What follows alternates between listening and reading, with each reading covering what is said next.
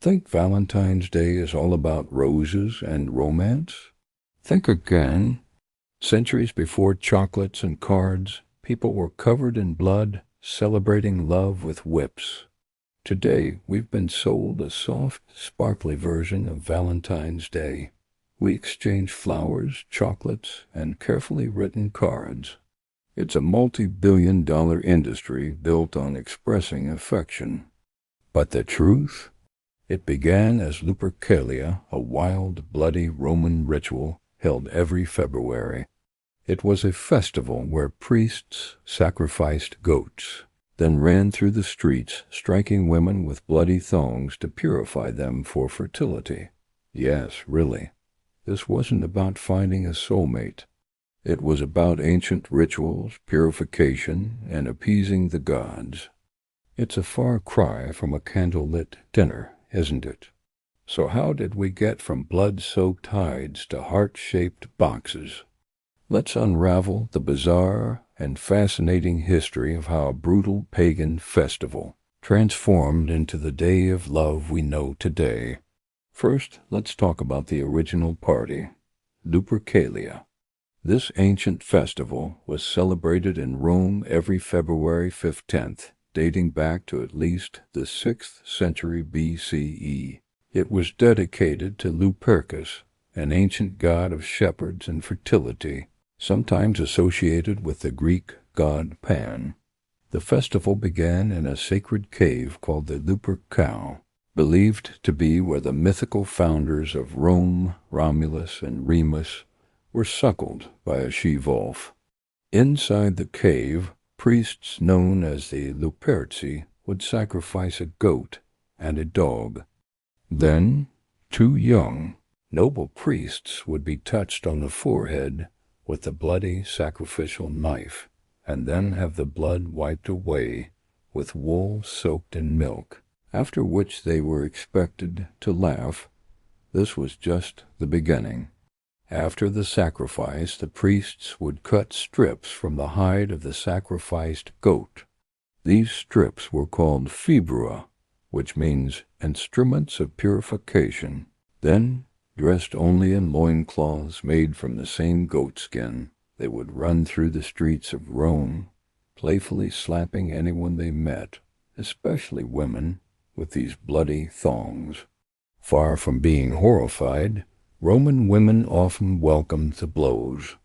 They believed that being struck by the hide would grant them fertility and ease the pains of childbirth in the coming year.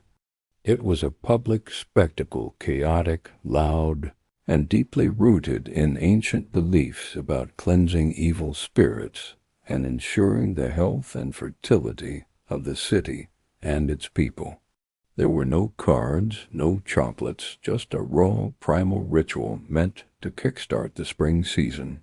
So how did this bloody festival get cancelled?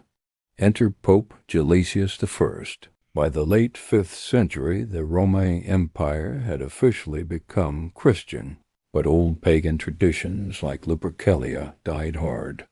Even though the empire had changed, many people still participated in these ancient rituals.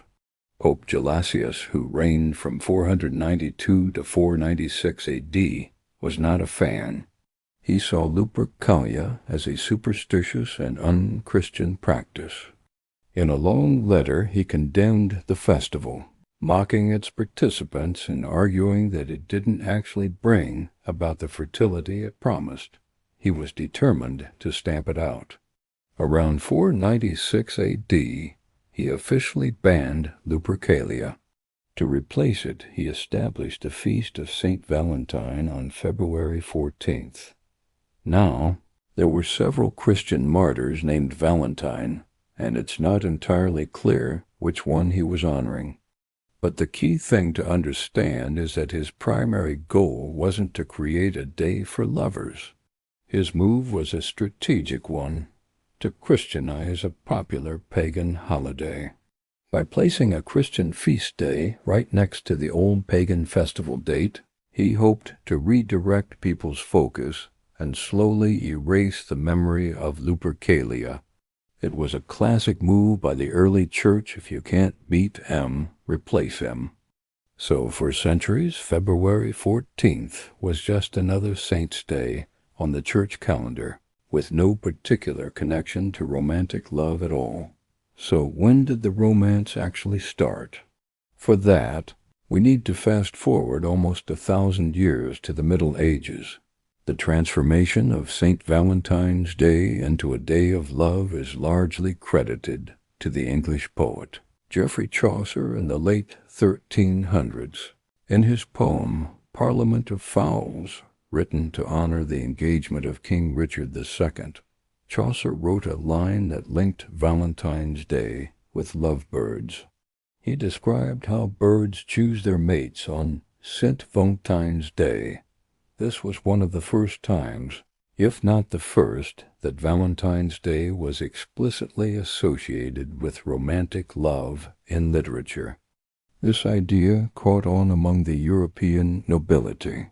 People began writing romantic notes, or valentines, to their sweethearts. Shakespeare even mentioned it in Hamlet. But it remained a relatively niche tradition for the wealthy and literary. The real explosion happened in the 1800s during the Victorian-era. Thanks to the Industrial Revolution, mass-produced greeting cards became cheap and accessible. Suddenly, everyone could afford to send a valentine. Companies saw a huge commercial opportunity, and they began marketing the holiday with images of Cupid, hearts, and flowers. This is when Valentine's Day became the commercial giant it is today. So no, the ancients weren't giving heart-shaped boxes of chocolates. They were getting slapped with goat hides. The romantic holiday we celebrate is actually a much more recent invention, shaped by poets and popularized by greeting card companies. And here's a fun little bonus fact for you. Remember those goat-hide thongs called Februa, used for purification? Some historians believe that the name of the month itself, February, comes from this very word. The Latin term februm means purification, and the entire month was associated with rites of cleansing and atonement in preparation for the new year, which originally began in March. So every time you say the word February, you might just be referencing that ancient Roman ritual of purification by blood. The past is never as far away as we think, is it? Wild, right? History is full of these surprising and sometimes shocking stories we never learned in school. The past isn't just a collection of boring dates. It's filled with rituals, beliefs, and transformations that still echo in our modern lives. If you love uncovering the real stories behind our holidays and traditions, make sure you hit that subscribe button. If you're curious to dig even deeper, check out the description below for some books on ancient festivals and the surprising origins of our modern holidays. You have watched my video till the end? Great! I have a little bonus for you, one of a kind. Hope you enjoy.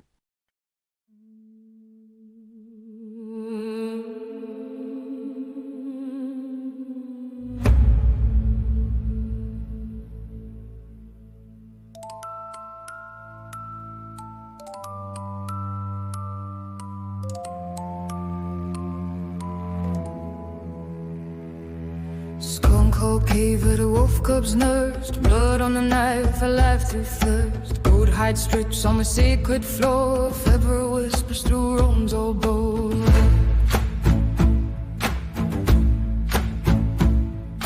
One step forward, bare arms raised high, welcoming light just beneath iron sky. No roses here, just the drums' raw beat, purification and crimson heat.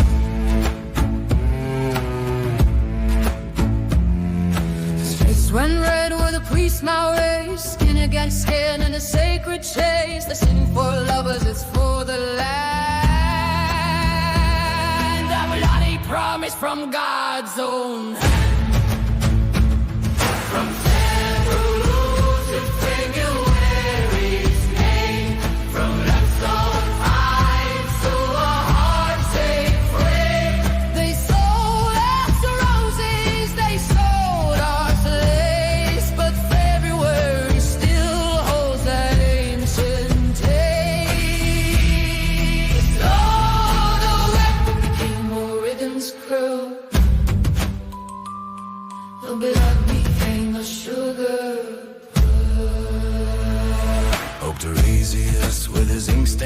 sprout heresy on the pagan land. Saints they've panicked where the ritual died, a quiet grave where their old gods hide. Centuries passed in candlelit bloom, no Cupid's arrow, no lover's room, just Latin prayers on a marble stone. Our February bled alone. From Februa to February's name, from Wrestle's heights to a heart-shaped frame. They sold us roses, they sold us lace, but February still holds that ancient taste. Oh, no, when the ribbons curled, the blood became a sugar. And Chaucer's quill dicting springtime air, the birds choose mates all St. Valentine Square. Poets lied that the nobles believed, the seed of romance the church never grieved. And fat-tweet prices in Victorian steam turned sacred long into a marketed dream. Cardboard housing a conveyor's hum, the ritual's ghost in a candy trunk. From Februa to February's name, from Wrestle's heights to a heart-shaped frame. They sold us roses, they sold us lace, but February still holds that ancient taste. Oh, no, when came a ribbon's curl, the black became a sugar. Say February, feel the purge begin. Say February, let the old blood in.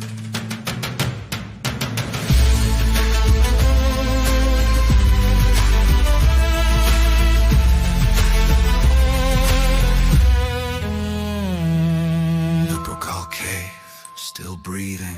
Febrile strips, still bleeding. February, February, purified.